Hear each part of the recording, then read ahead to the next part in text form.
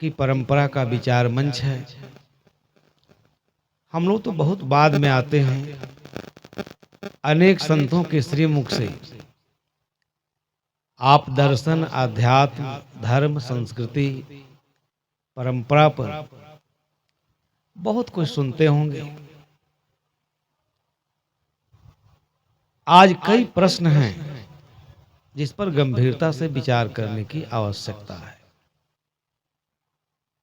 केवल यह चर्चा ही पर्याप्त नहीं है। चर्चा तो युगों से हो रही है,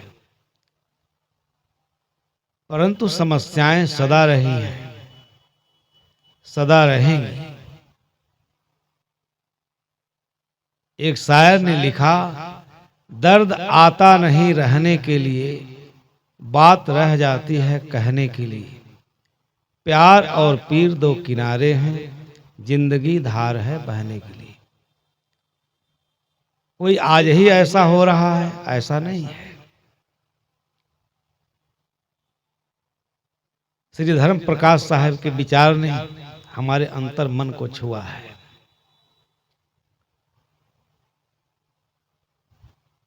और अपने हृदय के उद्गार व्यक्त कर रहे थे। बड़ी संक्षेप में उन्होंने समस्याओं को अपने तरीके से रखा।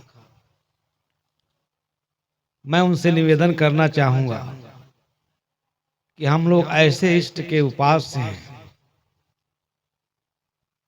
जो संपूर्ण प्रभुत्व संपन्न काशी नगरी में जिसका प्रादुर्भाव हुआ और सारा जीवन बुराइयों से लड़ता रहा।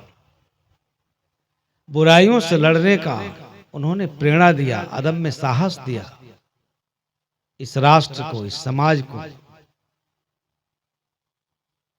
भारतीय आत्मा को छुआ और उसको अपनी विशेषता प्रदान की। ये विद्वत जगत में प्रसिद्ध है, सभी इसको स्वीकार करते हैं। इसलिए इसमें धैर्य खोने की आवश्यकता नहीं है। हम साधु हैं, साधना भी करें, ज्ञानार्जन करें, अध्ययन मनन करें, अच्छे और पवित्र विचार जो हम उपार्जित करते हैं, जिससे समाज और राष्ट्र को, व्यक्ति को लाभ हो सके, उसको भी करते रहना चाहिए। परंतु कर्तव्य पथ से कभी विमुख नहीं होना चाहिए।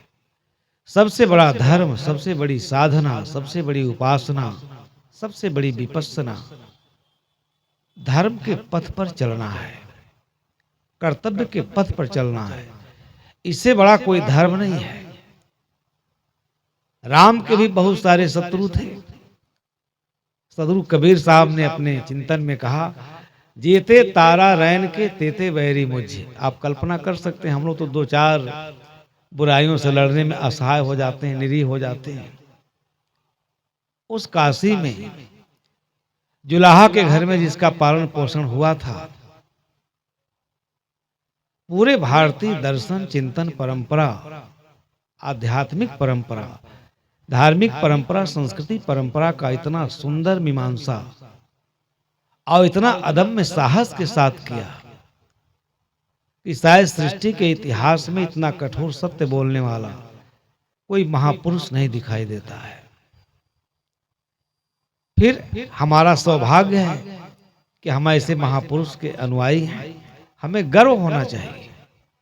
इस व्यक्ति को अपने इतिहास पर, अपनी परंपरा पर, अपनी संस्कृति पर, अपने धर्म पर, अपने इतिहास पर गर्व नहीं है, वो इस समाज में चिरकाल तक जी नहीं सकता। मनुष्य जीवन में संघर्ष, कहां संघर्ष नहीं है। मैं अपना उदाहरण दूं, शायद ये ठीक नहीं है मंच पर देना। आदमी को सहिष्णुता नहीं खोनी चाहिए। सब कुछ को, विष को हमारे में इतना सामर्थ्य है कि हम विष को भी सहन कर जाएं, सहन करने का सामर्थ्य आ जाए तो उसे हम अमृत में बदल देते हैं। सब अमृत हो जाता है। कभी घबराने की जरूरत नहीं है।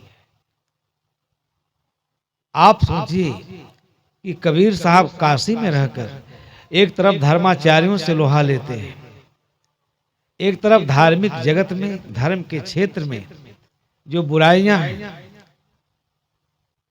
जो रूढ़िगत व्यवस्था है, जो रूढ़िवादिता है, उसके खिलाफ आवाज बुलंद किए हुए हैं। दूसरी तरफ सामाजिक व्यवस्था है, जात पात छुआछूत। उस काल का कभी आप लोगों ने अध्ययन किया?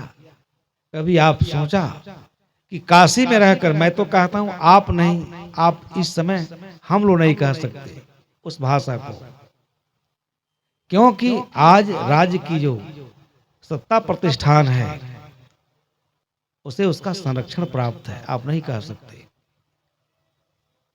कबीर में कितना साहस था, एक नहीं कई आयाम हैं उनके चिंतन के, और इसीलिए पूरी दुनिया बड़ी तन्मयता से सुनती है।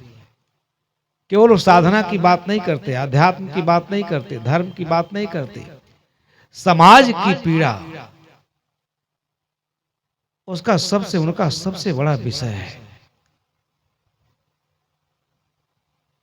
इतिहास, परंपरा, दर्शन, सभी विषयों को छुआ, और सभी विषयों को केवल छुआ ने उसका सुंदर समाधान प्रस्तुत किया। असल लोगों ने उसे स्वीकार किया। ये कितनी बड़ी लड़ाई थी, कितना बड़ा संघर्ष था। वाराणसी से उरेड़ा ठावे ठावे कबीर गीत सबे गावे। वह एक ऐसा मोमेंट था, ऐसा एक आंदोलन था, उसमें सारी जो परंपरागत धर्म थे सबकी चूलें हिल गईं, सब लड़खड़ा गए, सब गिर गए, किसी के पास जवाब देने का साहस नहीं था। ऐसा ऐसा प्रश्न पूछा, हड्डी तोड़ प्रश्न। आज राम की चर्चा होती है, कबीर की दृष्टि में राम कौन है? उसे वैष्णव भी नहीं नकार सकता। राम शब्द में उनकी इतनी आस्था है, परंतु जब वो राम की व्याख्या करते हैं तो सगुण उपासक भी बड़ी धैर्य से सुनते हैं, और सुनते ही नहीं है, स्वीकार करते हैं कि हम तो बहुत दूर भटक गए हैं, बहुत अंधकार में टटोल रहे हैं। ऐसे विषय को जो बिल्कुल दुर्गम था, मनुष्य की बुद्धि विवेक से परे बनाया गया था, उसे सद्गुरु कबीर ने मनुष्य की बुद्धि में लाया, उसके सामर्थ्य के अंदर किया। कितनी बड़ी बात है, आप कभी कल्पना कर सकते हैं? इस देश में जात के खिलाफ बोलना, वर्ण व्यवस्था के खिलाफ बोलना, धर्मों में जो आडंबर था, अंधविश्वास था, ढोंग ढकोसलापूर्ण जो उपाख्यान थे, उसके खिलाफ बोलना, ये मौत को निमंत्रण देना था। और उस काल में सद्गुरु कबीर ने कितनी निर्भीकता से, कितनी निडरता से, कितने साहस से, कितना धैर्य उसमें, अपार साहस है। विद्वान लोग लिखते हैं कि कबीर अपार साहस लेकर इस पृथ्वी पर आए थे, इस दुनिया में आए थे। सृष्टि के इतिहास में ऐसा महापुरुष कहीं दिखाई नहीं देता। उनका तो एकमात्र लक्ष्य ही है बुराई से लड़ना, अंधकार से लड़ना, अविद्या से लड़ना। कहते न पढ़े थे न लिखे थे, लेकिन वैदिक वांग्मय का ज्ञाता भी उनके सामने नतमस्तक था काशी में, क्योंकि कुछ ऐसा कह रहे थे कि नूतन कह रहे थे, नवीन कह रहे थे, और ऐसा कह रहे थे जो मनुष्य के आत्मा और मस्तिष्क दोनों को झकझोर के रख दे रहा था। विद्वान की आत्मा तड़प जाती थी कि मैं जो जानता हूं वो तुच्छ है, और कबीर जो कहते हैं वही परम सत्य है, वही शाश्वत सत्य है। उसी को जान लेने के बाद जीवन में स्थिरता आएगी, समाज में स्थिरता आएगी। धार्मिक जगत में कितनी वितंडावाद था। सत्य को समझने और समझाने का उनका अपना निराला ढंग था। इसलिए विरोधी भी बैठ करके धैर्य से सुना, और कभी भी विरोध से घबराना नहीं चाहिए, विरोध से लड़ना चाहिए। कोई आपका विरोधी है, सद्गुरु कबीर साहब तो साफ कहते हैं, गारी भारी ज्ञान जो रंचक उर्मे जरे, कोट समारे काम बैली बैरी उलट पायन पड़े। आवत गारी एक है उल्टत होए अनेक, कहें कबीर ने उलटिए रही एक की। क्या ये सब संदेश हैं, वचन हैं, सुनने के लिए हैं? यह जीवन के कृतार्थ होने के महामंत्र हैं। हम ऐसा नहीं कर पाते। जितनी दुर्गंध युक्त बातें होती हैं जिससे हमारी आत्मा विचलित हो जाए, क्लांत हो जाए, दुखी हो जाए, उन सारे दुर्गंधी चीजों को हम लेकर के जीवन भर ढोते रहते हैं, मतलब कुछ नहीं है। उसने मुझे मारा, उसने मुझे गाली दिया, उसने हमारी निंदा की, इसका अर्थ क्या है? हम ऐसी चीजों को सुनते क्यों? हमको अपना काम बंद कर लेना चाहिए। ये संत का स्वभाव है, संत का लक्षण है। सहनशीलता से किसी के जीवन में हम उसके जीवन विचारों में भारी परिवर्तन ला सकते हैं, लेकिन अगर प्रतिक्रिया शुरू की उसका कोई अंत नहीं है। इसलिए प्रतिक्रिया शून्य चित्त होना चाहिए।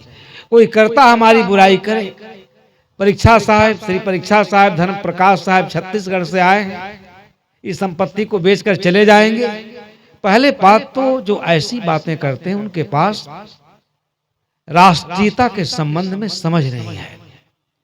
यहाँ जितने लोग आप लोग बैठे हो, प्रजातांत्रिक देश के हम लोग नागरिक हैं। प्रशासन के लिए एक व्यवस्था के छत्तीसगढ़ है, उत्तर प्रदेश है, हम सभी इस भारत के नागरिक हैं।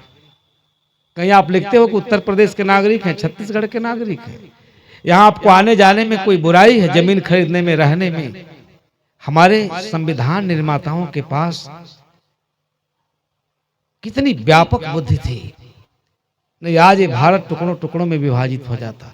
जो इतना संकुचित दृष्टिकोण रखते हैं, राष्ट्रीयता के भाव को समझना चाहिए। हम सब लोग इस देश के नागरिक हैं। हमें कहीं रहने का, कहीं पूजा करने का, पाठ करने का, मंदिर बनाने का, अपनी संस्कृति और अपनी परंपरा की विकास करने का अधिकार है, संवैधानिक अधिकार। इसे कौन चुनौती दे सकता है कि आप छत्तीसगढ़ से आए, आप उत्तर प्रदेश से आए हैं? इतना सुंदर समाज ये बैठा है, ये कोई छत्तीसगढ़ राजस्थान के भाव से बैठा है। ये सब कबीर के अनन्य प्रेमी हैं, कबीर में दृढ़ आस्था और विश्वास रखने वाले लोग हैं। यहाँ सारी सीमाएं मिट गई हैं और कबीर साहब के दर्शन, उनके चिंतन में इन्हीं सीमाओं को मिटाया, इन्हीं दीवारों को कबीर साहब ने तोड़ा, जो भारत के आत्मा को क्या कर दी आज आप नहीं समझ रहे हैं। आप बृहत्तर भारत की कल्पना कर सकते हैं। भारत कहां तक था? सारे भारतीय देश जो द्वीपीय देश हैं, म्यांमार से लेकर के सीरिया, जॉर्डन, बेबीलोन तक, ये बृहत्तर भारत था। आज इसी संकुचितता के कारण, इसी धर्म के मतलब न समझने के कारण कि धर्म का तात्पर्य क्या है, धर्म का मतलब क्या है, इसी जाति विद्वेष के कारण, धर्म विद्वेष के कारण हम बताइए कितना खोए, जिसका मूल्यांकन करना कठिन है। इसलिए मैं तो समझता हूं कि कबीर साहब को पढ़ करके अगर हम लोग विचलित हों, ये ठीक नहीं है। कबीर साहब को पढ़ करके तो हमारा साहस और दोगुना होना चाहिए लड़ने के लिए। कोई लड़ता रहे। हाँ, एक चीज ध्यान रखना चाहिए कि बुराई से बुराई पर विजय प्राप्त नहीं किया जा सकता। कोई पापी है, मलेच्छ है, तो उसके प्रति हमारे मन में दया होना चाहिए, करुणा होना चाहिए। वो मार्ग से विचलित है, भ्रष्ट आचरण कर रहा है, तो उससे हमें घृणा नहीं करना चाहिए, उसके ऊपर हमें करुणा करनी चाहिए, दया करनी चाहिए। वो दया का पात्र है कबीर की दृष्टि में। विरोध के लिए नहीं किया जाता, उसमें तथ्य होना चाहिए, सत्य होना चाहिए। और यही कारण है कि उन विषम परिस्थितियों में जहां भारत जल रहा था, वो जलते हुए भारत पर कबीर साहब ने अपने उपदेशों के शीतल जल की ऐसी बारिश की इस देश में कि सब के सब तृप्त हो गए। मैं सवाल, जब राजिम कुंभ में शंकराचार्य के प्रतिनिधि आए थे, श्री धर्मेंद्र साहब जी भी थे, लोग देर से पहुंचे, पहली बार लोग आए थे, एक ऐसा मंच था सभी के लिए उसको उपलब्ध कराया जाता था, आप अपनी बात कह सकते थे। लेकिन मानव मन में जो रोग है, जो हमारे प्रकृति में अंतर्निहित चीजें हैं, उनको धोना, उनको स्वच्छ करना, उनको निर्मल और पवित्र करना कोई सरल काम भी नहीं है। ये भी आप ध्यान रखिएगा। कबीर साहब ने कहा, माया तजे का भया, मान तजा नहीं जाए, जय माने मुनिवर ठगे, मान सबन को खाए। हमने वहां निवेदन किया था, सभा खत्म हो गई थी, फिर सारे सन्यासी हमारे मंच पर आ गए। हमने कहा, आप साहब जी, वहाँ एक लड़का संचालन कर रहा था छत्तीसगढ़ का, उसने कहा कि श्री प्रेम साहब काशी से आए हैं, कबीर साहब के बारे में कुछ चर्चा करें, कुछ बताएं।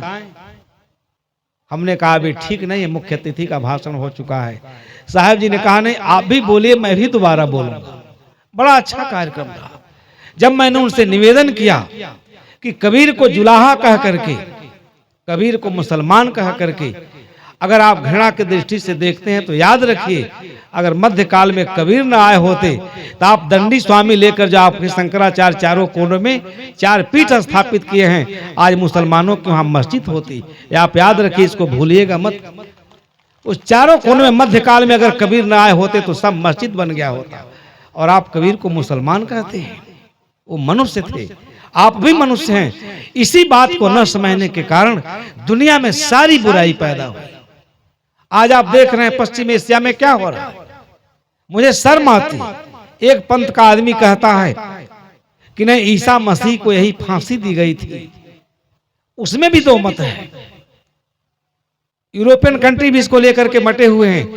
सत्य और तथ्य का हम किस प्रकार से अनादर करते हैं, ये चिंता का विषय है। कम से कम मनुष्य को नहीं करना चाहिए। उन सन्यासियों ने बड़ी धैर्य से हमारी बात सुनी। हम कहे पूरे चिंतन को पढ़ जाओ, मुसलमानों के बारे में कबीर कितना जानते हैं।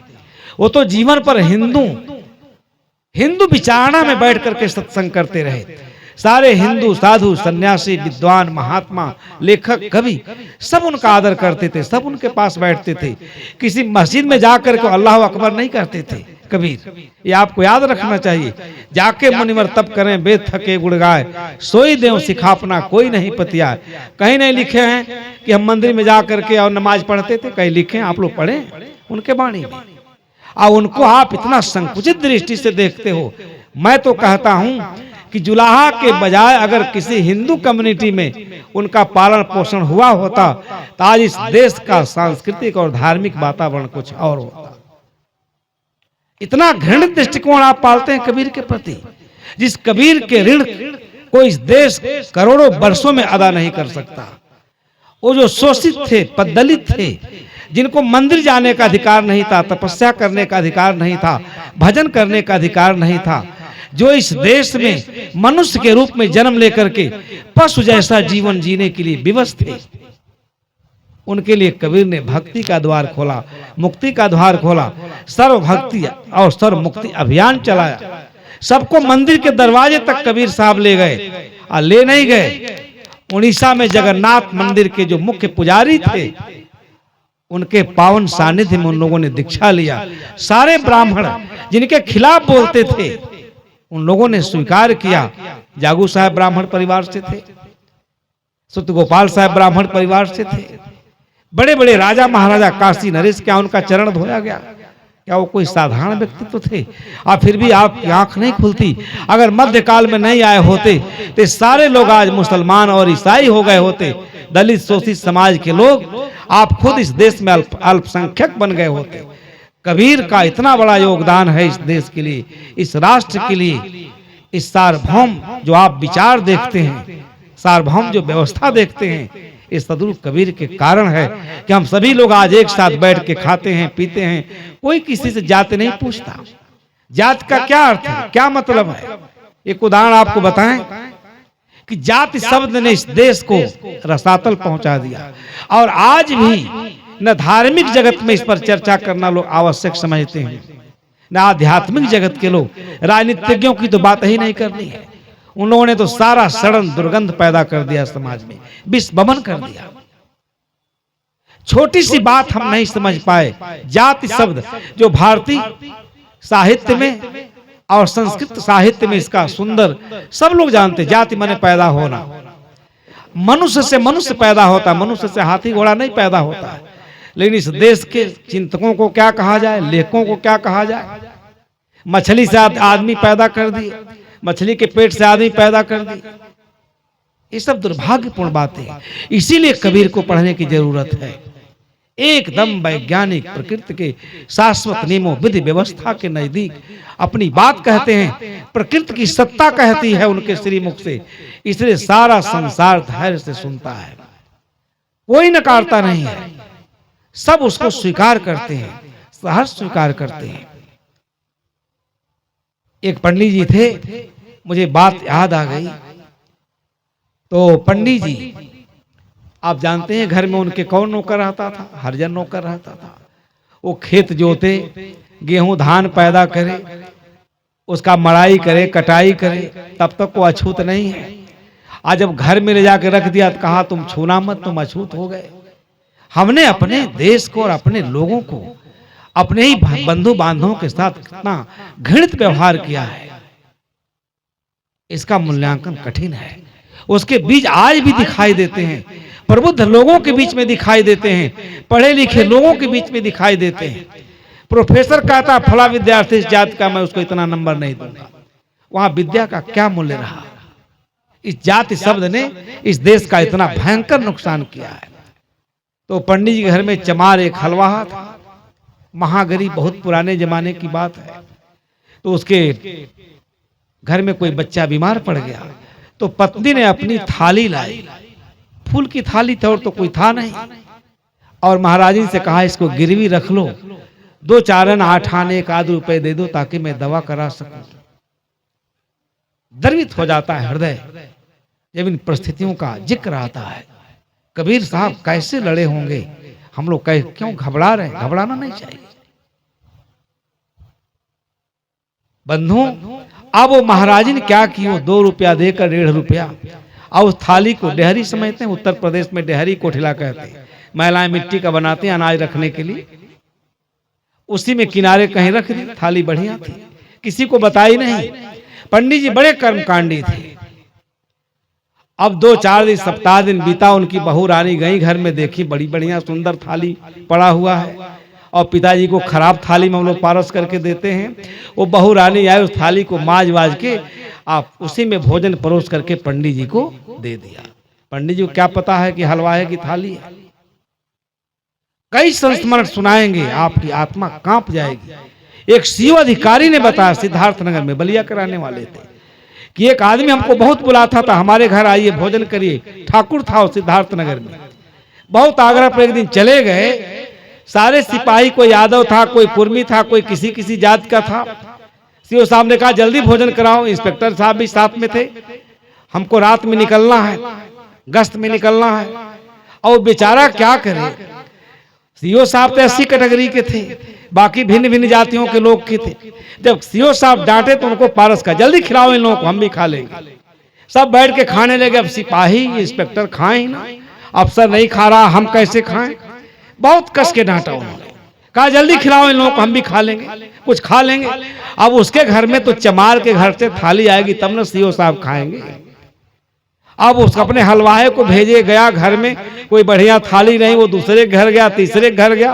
अब लाते लाते देर हो गई, तब तक ये लोग खा लिए। थाली लाया तो कहते हैं सीओ साहब चलिए आप भी खा लीजिए। हलवाहा लेके आ रहा। सीओ साहब उस सामाजिक प्रताड़ना को देखे थे, गुजरे थे, जान गए, और उन्होंने कहा ठाकुर साहब इस लाठी से मारकर आपकी चमड़ी उधेड़ लेंगे, आपकी औकात नहीं कि हमको भोजन करा सके, आपकी औकात नहीं कि आप मेरे भोजन करा सके, आपकी मानसिकता इतनी विकृत है, आप जैसे कृतघ्न मुझे पानी नहीं पिला सकते। और उसी रात को चले गए, और ठाकुर साहब थर थर थर थर कांपने लगे। हमारे पास साहस होना चाहिए बुराइयों से लड़ने के लिए। पंडित जी गए, पंडित जी खा लिए। महाराजी ने आई, देखी कहीं, अरे राम राम राम, ये तो चमार के थरिया में आप खा लिए। आज जैसे पंडित सुने लगे पलटी करने। कर्मकांडी ब्राह्मण, हम कितना गिरे हुए हैं, कितना अधम है। कबीर साहब कितना पवित्र दृष्टिकोण से कहते हैं, जो तू ब्राह्मण ब्राह्मणी की जात और राह दे काहे ना आया, वही खून, वही हाड़, वही मज्जा। लेकिन धार्मिक वातावरण ने, धार्मिक व्यवस्था ने हमें एकदम विदीर्ण कर दिया। उसको कबीर साहब ने सांत्वना दिया, सहलाया। आज क्या स्थिति होती, अब वो कांपने लगे। पंडित एकदम पलटी कर दी, कहे हमारा तो सब भक्ति भाव नष्ट, हमारा ब्राह्मणत्व नष्ट, अब मैं क्या करूं। गए पन्ना उन्ना पलटे, कहे नहीं अब तो हमको हरिद्वार जाना पड़ेगा, और क्या करेंगे, पंचगव्य खाना पड़ेगा तब हम पवित्र हो। हम कितने नीच अधम हैं। मनुष्य के हाथ का पानी पीने से हमारा धर्म बिगड़ गया, लेकिन गाय का गोबर, गाय का मल, गाय का मूत्र, दही खाने से हम पवित्र हो गए। गंदा खाने से पवित्र हो जाते हैं, परंतु मनुष्य के हाथ के खाने का हम अछूत हो जाते हैं, हमारा भक्ति भाव सब नष्ट हो जाता है। क्या यही धर्म का चरित्र है? अब पंडित जी चले वहां से, कैसे समझ आती है, पोथी पतरा सतुआ भूखा लेके चले हरिद्वार, पैदल का जमाना था, चलते चलते भाई खाएं कहाँ, पूछते पूछते शाम हो गया, गर्मी का समय था। कहे यही एक शुक्ला जी हैं, उन्हीं घर, बड़ा पवित्र है, वो लोग मांस मदिरा नहीं खाते हैं, पवित्र आत्मा है, उनको ब्राह्मण ही चाहिए। उनके घर पहुंच गए। अब वहां जाते जाते इनको बुखार आ गया। अब पंडित जी के लड़के जो है डॉक्टर थे, दवा देते थे आयुर्वेद के, कई जड़ी बूटियों का एक गोली बनाए थे। इनको बुखार चढ़ गया, बेसुध हो गए, कौन खाना बनाता है, कौन पानी पीता है। वो आए, कहे महाराज एक गोली जो है आप चुभलाइए, बुखार आपका ठीक हो जाएगा। अब पंडित जी चुभलाते चुभलाते सारा गोली ही कूच के खा गए। आधे घंटे में डॉक्टर आया, कहा महाराज गोली हमारी दीजिए। कहे वो तो हम सब कूच कांच के खा गए। कहे आप तो ऐसे व्यक्ति हैं, बताइए, उसी गोली से हम हिंदू मुसलमान सिख ईसाई सभी को खिलाकर सबका बुखार दूर करते थे, आप तो हमारी औषधि ही सब खा गए। आप हर दर्जे के बेवकूफ हैं, अब उस गोली को बनाने में हमको बहुत टाइम लगेगा। कहे सही बात, कहे इसमें डोम चमार शूद्र ईसाई मुसलमान सबका रोग सबका बुखार हम इसी से छुड़ाते हैं, आप तो हमारी दवाई खा गए। अब तो पंडित जी का सारा बुखार ही उतर गया। अब सुने कि हम तो आज हिंदू मुसलमान सिख ईसाई, वहां तो चमार के केवल थाली में खाए थे, यहाँ तो हम सबका जूठन खा लिए। अब किस गंगा में जाएं, कहाँ नहाएं, कैसे पवित्र हों, फिर लगे सोचने, खाए पिए नहीं। अब वहां से चले, दूसरे के यहाँ गए, अब क्या करें, इतनी ग्लानि। कहे चुपचाप रहे होते, घर पर न बताए होते तो आज हमारी दुर्दशा नहीं होती, केवल चमार तक ही सीमित होते, आए तो हम किसी जाति वर्ण के नहीं रहे। अब कहाँ जाए। शाम को चलते चलते पहुंचे कहाँ, हरिद्वार पहुंचे। फिर बड़े इत्मीनान से पूछने लगे। एक बड़े सुजोग ब्राह्मण थे, शास्त्रों के मर्मज्ञ, कर्मकांडी, ज्योतिष शास्त्र के, सारी शास्त्रों के मर्मज्ञ, बहुत ज्ञान की उनकी चर्चा थी, बड़ी कथा भागवत कहते थे, लेकिन दुष्चरित्र थे। अब दुष्चरित्रता में एक मुसलमानी से उनका संबंध था, उससे एक बच्चा हो गया। अब उसके कारण उनको इतना सामाजिक दबाव पड़ा कि मुसलमानी को अपने घर ले जाना पड़ा। अब इनको तो कुछ पता था नहीं। अब उनके घर गए, वहां गए, बनाए, खाए। दोनों शास्त्रों के मर्मज्ञ, दोनों ब्राह्मण अपनी अपनी बात कहने लगे। ये तो अपनी आप बीती सुनाए, वो पंडित जी का तो अपनी आप बीती सुनाने लायक भी नहीं था, वो सब छिपा के रहे। जब दोनों लोग एकदम शास्त्र चिंतन में मशगूल हो गए, महाराज हमारा पाप कैसे कटेगा, अब क्या करें, पहले केवल चमार का ही जूठा खाए थे, हम एक शुक्ला जी घर बैठे, वो हिंदू मुसलमान सिख ईसाई डोम चमार सबका जूठा खिला दिया। बताइए आपके शास्त्र में कोई विधान है। अब इस पर वो पन्ना पलट रहे थे, बता रहे थे, और तब तक उनकी मुसलमानी जो औरत थी सुन रही थी। देखिए तो बड़े विद्वान हैं, बड़े उदार हैं, सब जातियों का जूठन उठन खा के आए हमारे यहाँ। वो दौड़े दौड़े आई, कही महाराज पहले हमारे समस्या का समाधान करिए। देखिए पंडित जी से मैं मुसलमानिन हूँ, इनसे मेरे पास एक औलाद हो गया है, अब इसका बताइए सुन्नत करावें कि जनेऊ करावें, पहले आप बता के जाइए क्या करेंगे। पंडित जी एकदम माथा पीटने लगे। समय नहीं है, थोड़ा हंसा उसा देते हैं, हमारा तो दर्शन पर प्रवचन करने की आदत है। ये क्या है। पंडित जी एकदम हिल गए और कहे कि इस नालायक से अच्छा, उस नालायक से अच्छा, सबसे अच्छा तो हम खुद हैं। थरिया माज के खाए, उसमें कौन सा दोष था। एकदम अकल आ गई, और कोई कर्मकांड नहीं कराए। कहे जहां जाएंगे हमसे अधम और पतित लोग हैं, अभी सबसे बढ़िया हैं, चल के अपने घर नहा धो लेंगे, हम पवित्र हो जाएंगे। अरे कोई गलती हो गई, कुछ खान पान गड़बड़ हो गया क्या। बचपन में यहाँ जो लोग बैठे हैं भगत हैं, ये भी शराब पिए होंगे, सुरती खाए होंगे, आज छोड़ दिए, ज्ञान हो गया, पवित्र हो गए। अब किसी से इतना घृणा करने की जरूरत क्या है। इस जात सब ने इस देश को बर्बाद कर दिया, जहर घोला। और सारा सदगुरु कबीर साहब का सारा मूवमेंट, सारा आंदोलन इसी पर था। लगता समय भी हो गया, साहब जी का बात सुनना है। हम तो कुछ और कहने के लिए आए थे आपके बीच में, लेकिन कुछ और कहना पड़ा। ये हंसाने के लिए मैं नहीं कहा, ये आए दिन होता है। आज भी कई ब्राह्मणों को हम लोगों ने देखा कि जा करके दुकान पर शीशा के कांच के गिलास में सभी का जूठा कांटा खाएंगे। अगर आप घर भोजन करना कहा, हमको इधर कराइएगा, हम उसमें नहीं खाएंगे। कई जगह हमने देखा पंडितों को डांटा भी, अरे कब मनुष्यता आएगी, कब मनुष्य बनोगे, इस ब्राह्मणत्व का अहंकार छोड़ो। इसी कारण हमने देश, समाज, धर्म सबको बर्बाद किया। अब तो मनुष्य बनो। इसलिए सदगुरु कबीर साहब केवल मनुष्य बनाने के लिए उपदेश देते हैं। उनका चिंतन पढ़िए, उनका दर्शन पढ़िए। अध्यात्म तो इतनी ऊंचाई की है कि शायद भारतीय चिंतन परंपरा में वहां तक कोई पहुंचा ही नहीं है। इतनी ऊंचाई की बात करते हैं, मन को बिल्कुल पवित्र कर देते, हृदय को पवित्र, चरित्र को पवित्र। कोई ऐसा सस्ता नुस्खा नहीं बनाते हैं। उनकी सबसे बड़ी विशेषता क्या है? उन्होंने मोक्ष को, कल्याण को, भक्ति को, अध्यात्म को वो मनुष्य के सामर्थ्य के अंदर लाया खींचकर, जो बहुत दूर था। आप कल्पना करिए, कभी सोच सकते हैं आप कि कबीर को कितनी मेहनत करनी पड़ी होगी उस युग में, और हम लोग आज भी उस चीज को समझने के लिए तैयार नहीं है। हमारे घर में ही जात पात चलती है, छुआछूत चलता है। हमारे बनारस में लोगों ने कहा, जब हम गए तो बनिया सेवक थे, कहे साहब एक चीज बताइए, साहब किस दूध के बालक हैं, आप गद्दी पर बैठा दिए। तो साहब ने कहा, तुम्हारे पास आंख नहीं है, हाथी घोड़ा बैल है, तुम्हारे जैसा मनुष्य है। मनुष्य जात का कौन सी जात बताए, तुमको आना होगा आना, ना आना हो तो मत आना। तो कहीं कहीं आपको, हमको कबीर साहब ने इसी दृढ़ता की, इस साहस दिया। उस साहस से हम बुराइयों पर लड़ सकते हैं, बुराइयों को पराभूत कर सकते हैं, अज्ञान को पराभूत कर सकते हैं, और अपने जीवन, दर्शन, अपनी परंपरा, अपनी व्यवस्था को हम दृढ़ कर सकते हैं। और अगर हम ऐसा करने में सफल हुए, तभी हम समाज और राष्ट्र की भी सेवा कर सकते हैं। तभी हम कबीर के परिकल्पना का समाज बना सकते हैं, धार्मिक वातावरण बना सकते हैं, आध्यात्मिक वातावरण बना सकते हैं। केवल प्रवचन सुनते रहने से, इसीलिए जब कोई भी प्रवचन, कोई भी ज्ञान की बात जब जीवन में प्रयोग में नहीं लाते हैं, प्रयोग में लाना चाहिए। पंडित जी को तुरंत अकल आ गई कि हम मनुष्य हैं और ये सभी मनुष्य हैं, सबका जूठ सबका खा लिए तो क्या हो गया, नहा धो लिए पवित्र हो गए, बर्तन मार लिए सब स्वच्छ हो गया। कहाँ मल नहीं, सारी गंदगी हमारे इस शरीर में है, हम रोज नहाते धोते हैं, पवित्र हैं। तो इसलिए सदगुरु कबीर साहब का, उनके विचारों को, उनके दर्शन को, उनके चिंतन को जितना हम अधिक से अधिक पढ़ेंगे, मनन करेंगे, चिंतन करेंगे, उतना ही हमारा जीवन व्यवस्थित होगा, हमारी आध्यात्मिक और धार्मिक परंपरा व्यवस्थित होगी।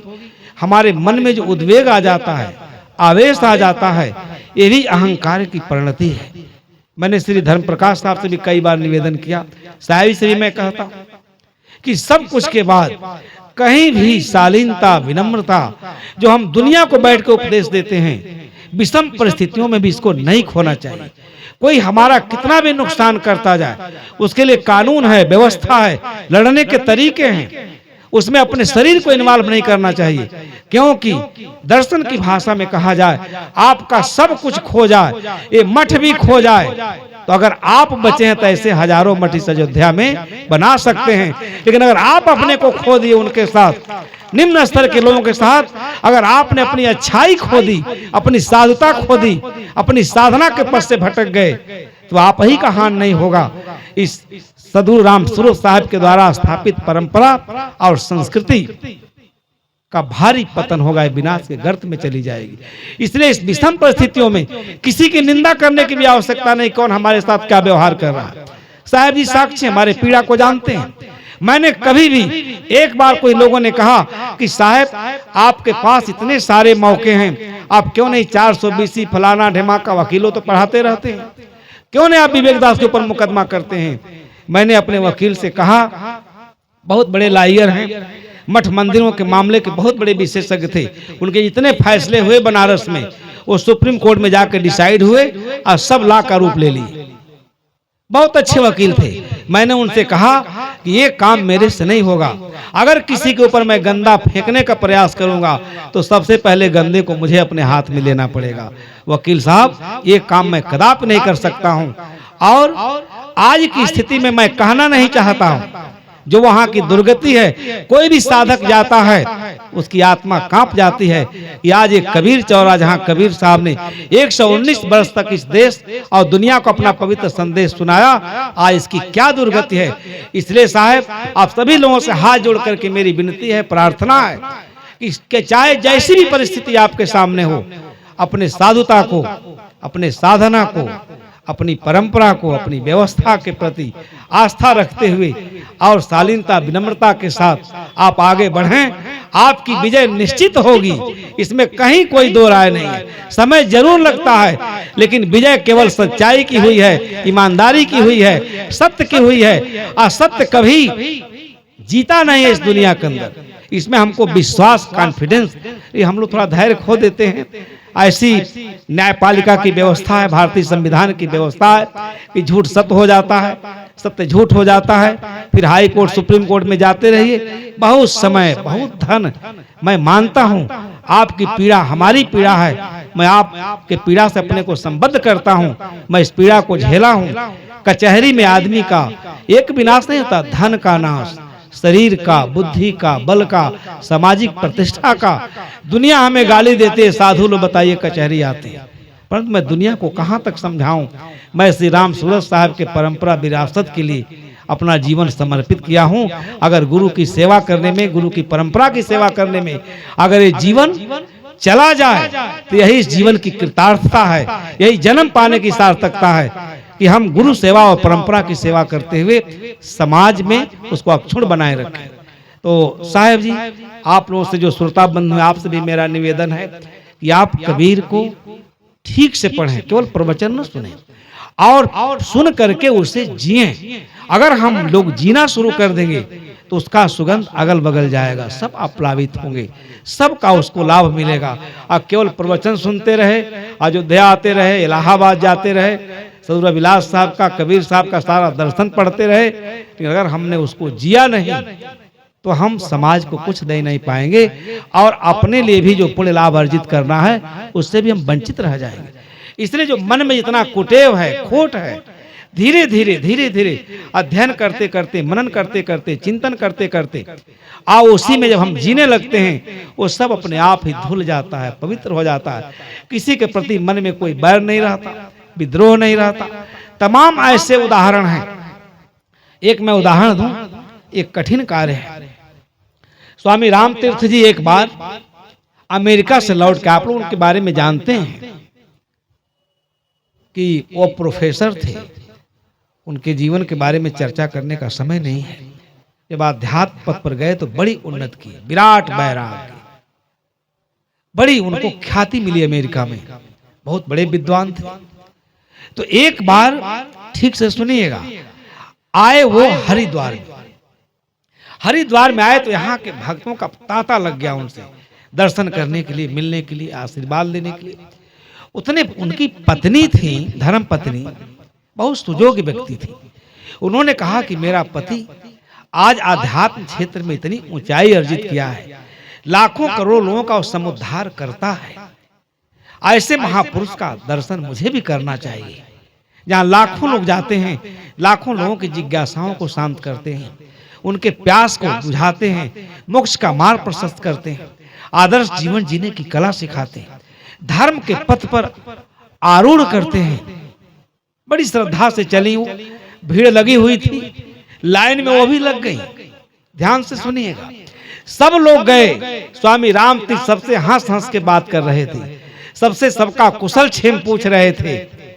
लेकिन जैसे पत्नी वहां गई, जैसे लगा उनको कोई मलक्ष्य घेर लिया उनके चेहरे पर, एक शब्द भी नहीं बोला।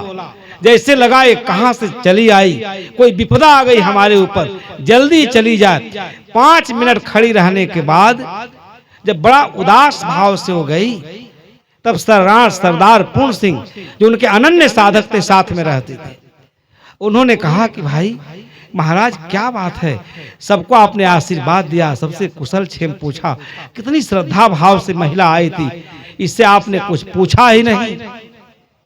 तो बगल का साधक कहता है आप नहीं जानते हैं, त्यागी पुरुष हैं, इनकी धर्म पत्नी आई हैं, अगर उनसे पूछ लेते तो सब लोग जान जाते थे इनकी धर्म पत्नी है। उस महिला ने इतना ठोस जवाब दिया कि राम तीर्थ हिल गए, कहे महाराज हमको जब आप छोड़ के चले गए तो मैं तो आप एक सन्यासी के रूप में, एक समुद्धारकर्ता के रूप में आपसे मिलने आई कि शायद आपकी कृपा से मेरा भी उद्धार हो जाता। मेरा पति भाव तभी समाप्त हो गया, लेकिन पत्नी भाव आज भी आप अपने मस्तिष्क में लेके ढो रहे हैं। ये कितनी दुर्भाग्यपूर्ण बात है, ये काम हम नहीं कर पाते। त्याग तो किए, लेकिन त्याग का केवल ढकोसला है। अंदर की जो जड़ है मस्तिष्क में, वो संस्कार इतने सूक्ष्म में अपना जगह बनाए रहते हैं, इसलिए हम अपनी आध्यात्मिक उन्नति नहीं कर पाते। कबीर साहब की बातों को पढ़ते हैं तो जैसे हमारे हृदय में ज्ञान की ज्वाला भड़क उठती है। उसमें कोई कूड़ा कचरा जनित संस्कार विचार सब जल करके ध्वस्त हो जाएगा, अगर ठीक से उसको मनन किया जाए, चिंतन किया जाए। इसलिए हम लोग इतने प्रमाद में हैं, प्रमाद मूर्छा तंद्रा से जगे, तभी हम आध्यात्मिक उन्नति पर कर पाएंगे, अपने पंथ समाज की सेवा कर पाएंगे, अपनी धर्म और परंपरा की सेवा कर पाएंगे। इस सब के लिए हम सभी को यही कार्य करना चाहिए। तो आप सभी लोग यही कार्य करें तो श्री धर्म प्रकाश साहब उदास नहीं होंगे, उनका भी मनोबल बना रहेगा। हमका आपका सबका साथ मिलना चाहिए, सहयोग मिलना चाहिए जो जैसा है, और हमारी परंपरा भी खूब विकसित होगी, उन्नत करेगी और अपने उद्देश्य की प्राप्ति करेगी। उसका उद्देश्य क्या है कि लाखों लोगों को धर्म का संदेश सुनने का सौभाग्य प्राप्त। आज साहब जी, मैं जब साहब से हाथ जोड़ के आग्रह किया कि साहब जी अरे आधे घंटे के लिए मेरे कार्यक्रम में आ जाया करिए, क्यों मैं समय नहीं पाता हूं कि मेरे प्रति साहब के हृदय में कितना प्रेम है, उसके लिए मेरे पास कोई शब्द नहीं है। वो कहते हैं प्रेम साहब, आप सब वस्तु स्थिति से भली भांति अवगत हैं। 22 दिन का अंतर है आपके हमारे कार्यक्रम में। मुझे राजस्थान जाना है, छत्तीसगढ़ जाना है, वहां से अगर मैं व्यवस्था नहीं करूंगा तो 6-7-8 हजार पब्लिक आएगी, जिनका भोजन रहने की व्यवस्था, ये पंडाल, ये सत्संग, संतों का सेवा हम कहाँ कर पाएंगे। तो मेरी जबान रूठ जाती, मैं कुछ इसके आगे नहीं बोल पाता हूँ। इतना पुरुषार्थ करके ये कार्यक्रम हो रहा है, अगर इसका लाभ न मिले और यहाँ से अच्छा संदेश न जाए तो साहब का पुरुषार्थ और साहब का श्रम सब बेकार जाएगा। इसलिए साहब का पुरुषार्थ, इनका श्रम सार्थक हो, उससे हम सभी उसका लाभ अर्जित करें, लाभान्वित हो और अपने जीवन को कृतार्थ करें। तो एक निवेदन और विनम्र, आप सभी लोग खूब ठीक ढंग से सत्संग सुने, खूब ठीक ढंग से पढ़ें। मन भुलान मैगर मैं मनता, कबीर साहब ने कहा। अब इस मन के दिशा और दशा को समझे, मन क्या है, बड़ी सूक्ष्म विषय है। अध्यात्म में तो इतनी गहराई का चिंतन किया है कि शायद वेदों उपनिषदों में भी वो उतना सूक्ष्म चिंतन कहीं नहीं मिलता। हमें नई दृष्टि मिलती है, अंतर्वर्ती तत्व की तरफ तुरंत हम मुड़ जाते हैं, सारा जगत ओझल हो जाता है हमारे सामने से। ये कबीर साहब के दर्शन की विशेषता है। बहुआयामी व्यक्तित्व है, अब बहुआयामी उनका चिंतन है।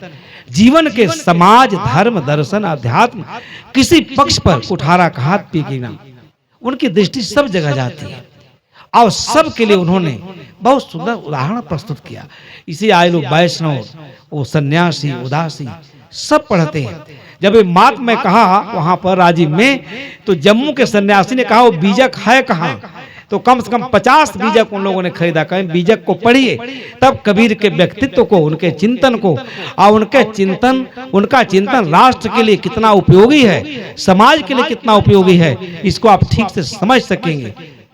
तो इससे सबका लाभ होगा। इसलिए आप अधिक से अधिक पढ़ें, लिखें और उसी में जिएं। इसी निवेदन के साथ में अपने विचारों को विराम देता हूँ। प्रेम से बोलिए श्री सद्गुरुदेव की जय।